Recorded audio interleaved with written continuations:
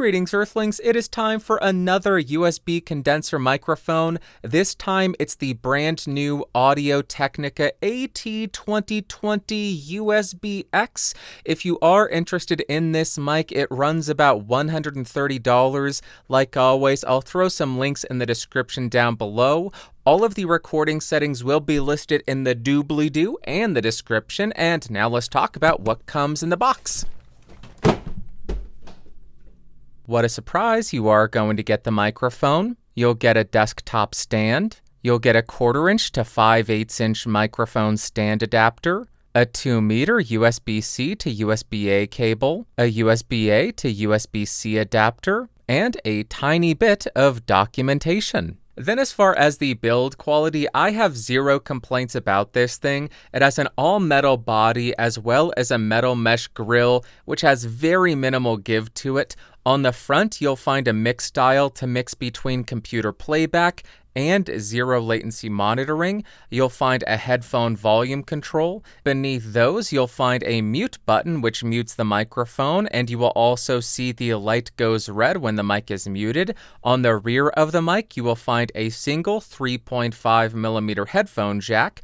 On the bottom of the mic, you'll find 1/4" threading. You'll find a USB-C port to connect this to your device, and if it matters, this microphone is made in China. As far as the specs, I am not going to read them all to you, but I will have them listed in the description, and I will also have the graphs that I could find up on screen, so you can pause it and get a closer look if you care about that at all. Now I am spinning around the microphone to 90 degrees to show you the off-axis rejection and coloration. Continuing around the microphone to 180 degrees, this is the rear of the mic. Continuing around to the second 90-degree angle, there we are. And then rotating and ending at the front of the mic. Now let's go ahead and see how effective the microphone is at rejecting plosives. Please bring pizza pronto. Please bring pizza pronto. Please bring pizza pronto. Please bring pizza pronto. Now I am right on top of the microphone to exaggerate the proximity effect, and here's how it sounds. Now I'm about 6 inches off of the mic with it pointed at the corner of my mouth, and here's how it sounds. Now I'm about 1 foot away from the microphone, about 2 feet away from the microphone, and about 4 feet away from the 2020 USB-X. Now I am typing on a keyboard with Gatoron blue switches to see how much of my voice versus how much of the keyboard it picks up. And for the gaming folk, now I am typing on the SAD-W and spacebar keys. Now here is how the microphone sounds about 6 inches away from my mouth in a fairly well-treated room. And now here is how the microphone sounds about 6 inches away from my mouth in a completely untreated room.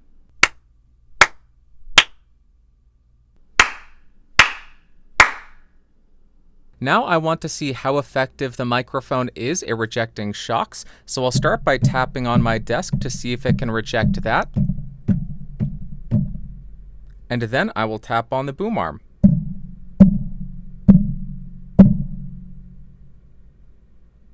Because I'm incredibly annoying, I am now going to tap on the body of the microphone to see if there are any kind of resonant frequencies.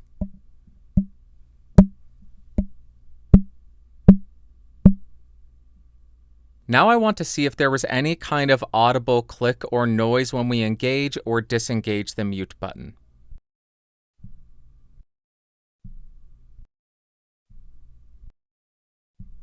Pretty good. Now I have the microphone on the provided desktop stand. When I place this on my desk in front of me, this ends up being about 9 to 12 inches away from my mouth. So here is how it would sound in this kind of situation. If I bumped my desk while it's set up like this, here is how much of that noise it would be able to reject. And then if I typed on a clicky keyboard, here is how it would sound in this kind of setup. Now, like I always do, I'm going to do a quick spoken word comparison between the microphone that we're reviewing and a bunch of other microphones that are available, you can see over my shoulder, so we can hear how it stacks up against the competition and determine if this is the right microphone for you. Starting on the mic we're reviewing, I am 6 inches off of the 2020X-USB. Level is set at 21%, 24-bit, 48 kHz. Let's go to the first mic. Now I am on the Razer Seiren Mini. I am 6 inches off. My level on the computer is set at 51%. I don't know why I'm wearing headphones because this doesn't have a headphone port. Recording 16-bit, 48 kHz, and here's how it compares to whatever the microphone we're reviewing is. Let's do some more. Back again on the 2020X-USB. I'm not going to ramble. Here's how it sounds. Let's hear another microphone. Now we are on the Blue Snowball. I am 6 inches off on mode 1, or the Cardioid polar pattern. The level on my computer is set at 31%, recording 16-bit, 48 kHz, and here's how this sounds. Let's go back to the mic we're covering and do a whole bunch more comparisons. Back again for another palette cleanser on the 2020X-USB. Nothing has changed. Check the lower third. Let's hear some more mics. Now I am on the Samson C01U Pro, 6 inches off. The level on my computer is set at 34%, recording 16-bit, 48 kHz, and here's how this compares against whatever microphone we are reviewing. Alright, we are back on the AT2020X-USB. That's not going to get old at all. I am 6 inches off, level at the same, everything's the same. Let's do more. Now I am on the original Blue Yeti. I am 6 inches off on the Cardioid polar pattern. The gain on the microphone is set at about 11 o'clock. Level on my computer is set at 37%, or 0 dB, recording 16-bit, 48 kHz, and here's how it sounds. Let's go back to the mic we're reviewing and do a whole bunch more comparisons. Okay, we are back on the Audio Technica again. Here is how it's sounding. Let's do some more tests. Now I am on the Rode NT USB Mini, 6 inches off. The level on my computer is set at 23%, recording 24-bit, 48 kHz, and here is how it compares to the main microphone. Would you believe me if I told you we are back on the Audio Technica AT2020X-USB? Because we are. Here's how it sounds. Let's do some more comparisons. Now I am on the Blue Yeti Nano, 6 inches off on the Cardioid polar pattern. The level on my computer is set at 65%, recording 24-bit, 48 kHz, and here's how it sounds. Let's go back and do a whole bunch more comparison things. Alrighty, we are back on the 2020X. I'm not going to say any more. Palette cleanser, clear out your ear canals, and let's go to another one. Now I am on the XLR version of this microphone, the AT2020. I am 6 inches off. The gain on the AT2020 is set at around 2 o'clock, 24-bit, 48 kHz. This costs $100, so $30 less than the USB version, and here is how it compares. Let's go back and do some more. Okay, we are on the 2020 again. Here's how it's sounding. Get a good feel for it, clear out your ear holes, and let's do some more of these things. Now I am on the Audio Technica ATR2500X-USB. I am 6 inches off. The level on my computer is set at 62%, 24-bit, 48 kHz, and here's how it sounds. Make sure to check the lower third, and let's go do some more. Back on the 2020X-USB, I put the emphasis on the wrong syllable in that last one, and it was very strange, but let's do another comparison. Now I am on the Sennheiser Profile USB, 6 inches off, with my gain on the mic set at 2 o'clock, level on the computer at 100%, recording 24-bit, 48 kHz. This microphone goes for about $130, and here is how it compares to the microphone we're reviewing. Alright, back on the 2020X-USB again. Here is how it's sounding. Nothing has changed. Check the lower third to see what I'm doing to each of these in post in terms of boosting. Let us go to the next one. Now I am on the predecessor to the 2020 USB-X. This is the AT2020 USB+. I am 6 inches off. My level on the computer is set at 61%, recording 16-bit 48 kilohertz. This microphone went for $130 to $150 if I remember correctly. And here is how it sounds compared to the new updated model. All right, we are on the AT2020X-USB again. Can you believe me? You should, because it sounds the exact same. Nothing has changed. Let's hear some more of these things. Next, I am on the Elgato Wave 3, 6 inches away. The level on the computer is set at 11 dB. I am recording 24-bit, 48 kilohertz. No effects, no clip guard engaged. And here is how it compares to the mic we're reviewing it against. Back on the 2020 X-USB, I am trying something very different where I record multiple USB comparison sections at the same time, so I am losing my mind. But this is the 2020 X-USB. Let's go to another one. Now I am on the SE Electronics Neom. I am 6 inches off. The microphone's gain is set at about 9 o'clock, connected directly to my computer, recording 24-bit, 48 kilohertz, and here's how it sounds compared to the Sennheiser. Let's go ahead and do some more. Back on the 2020 X-USB, I don't know why I told you that. You don't care. You're here for the comparison. That's what you're getting. Let us hear another comparison. Now I am on the Rode NT USB Plus, 6 inches away. My level on the computer is set at 42%. No processing is engaged, and I am recording in 24-bit 48 kilohertz, and here's how it sounds to the microphone that we are reviewing. I don't know if this is the penultimate microphone, but I am praying it's the penultimate microphone, so here is your penultimate palate cleanser. Now I am on the Blue Yeti X. I am 6 inches off on the cardioid polar pattern. No processing is engaged. The gain on the microphone is set at about 9 o'clock. The computer level is set at 100%, recording 24-bit 48 kilohertz. And here's how it compares to that other microphone. Let's do some more comparisons. And we have one final microphone to go. You all know what it's going to be, but here is your AT2020 X-USB palate cleanser. Let us go to that final microphone. And we are at the final microphone, the Neumann U87 Ai, 6 inches off, cardioid polar pattern. No pad, no filter. My gain on the AT20 22nd Gen is at 11 o'clock, 24-bit 48 kilohertz, and here is how this compares to the Audio Technica AT2020 USB-X-USB. Did I get that right? I hope so. I have nothing more to do. Let's go to the music test.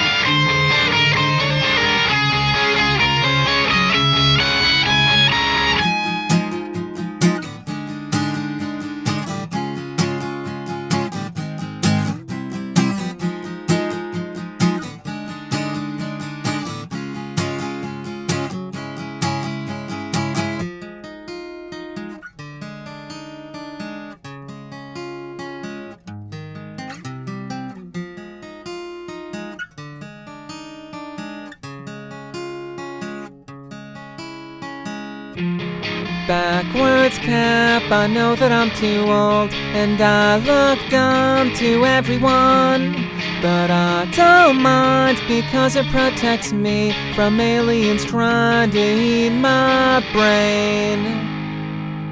Oddly enough, there's tinfoil under the hat that is only effective when the hat is on backwards.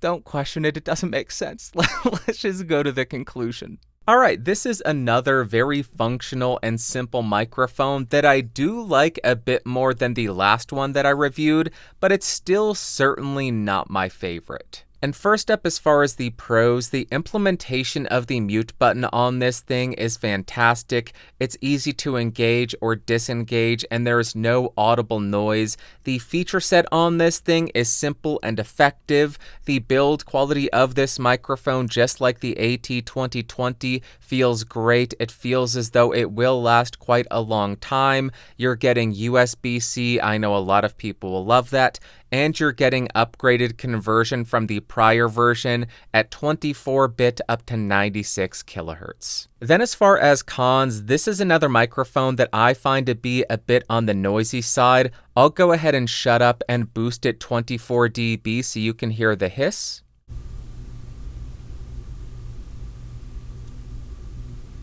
I also found this microphone to be a bit more susceptible to room tone, reflections, and background noise. It also wasn't great at rejecting shocks. It picked up a lot of that noise. This last con is less of a con and more of an FYI. The bass frequencies are recessed a little bit, but they are not rolled off. They do not have a high pass filter. So if you have any kind of low-end rumble, whether it be an AC unit or street noise, that is still going to be picked up with this microphone. So just be aware of that. It doesn't roll off those bass frequencies like the Sennheiser does. And now, what are my overall thoughts and opinions of the 2020 USB-X? I would classify this as a very clear sound. You do get a bit of recession in the bass frequencies, but it doesn't roll those off. You still get plenty of support down there, and it will still pick up low-end rumble nearby. You get a relatively neutral midsection, and then you get a pushed treble and air region, which I think comes across a little bit harsh and a little bit sizzly. On the electric guitar, I didn't love it. I think the bass and mids are fine, but the upper end, the treble and air, I think it gets to be a bit too harsh. On the acoustic guitar, I think you can get some very workable sounds. It's pretty decent, but it's just not as natural as I like out of my condenser mics. It sounds a bit artificial. For singing vocals, again, I think you can get some pretty good sounds out of this thing. It does lean on the bright side and it sounds a little bit harsh, but I think it is perfectly workable. And finally, for spoken word, it's not something that I love, but I did use it on the latest episode of my podcast. I think it's fine. It gives you enough support in the low end. The mids aren't congested, they aren't cut, they aren't recessed, and then you get a livelier, more exciting, and brighter top end that does have a bit of sizzle to it, but I don't think it came across overbearing or overdone. It was fine. And to wrap up, would I recommend the Audio Technica AT2020 USB-X?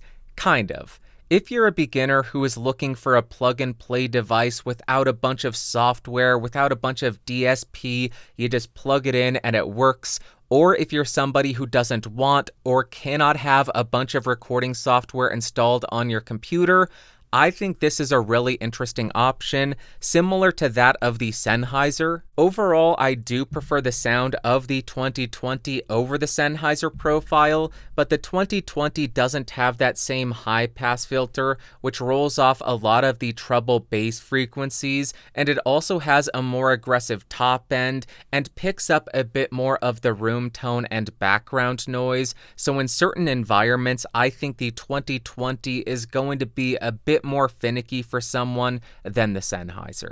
But on the other hand, if you can install software on your computer, if you want additional features like mixing, loopback, mix minus, if you want DSP processing, this isn't going to cut the mustard. It's not going to blow your dress back. It's not going to be the bee's knees because it doesn't offer any of that. To get those features, you would need to look at the offerings from Rode, Elgato, Blue, or I guess it's Logitech G now. What a stupid decision.